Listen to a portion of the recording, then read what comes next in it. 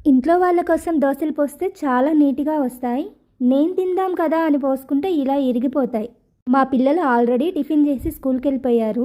మా వారు కూడా రెడీ అవుతున్నారు. టిఫిన్ చేసి ఆయన కూడా బయలుదేరుతారు. ఆషాఢమాసం చివరి వారం స్టార్ట్ అయింది కదా!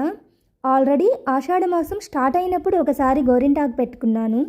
ఎండ్ అయ్యేటప్పుడు ఇంకొకసారి పెట్టుకుంటాను. గోరింటాకు కోసం ఎక్కడికో వెళ్ళనవసరం లేదు, మన ఇంట్లోనే ఉంది. పోయినసారి చెట్టంతా కొట్టేయించాను, బాగా పెద్దదైపోతే ఇగుర్లు పెట్టాయి. ఇప్పుడు ఆ ఇగురు కోస్తున్నాను. ఒక వారం ముందే ఆకు కోద్దాం అనుకున్నాను.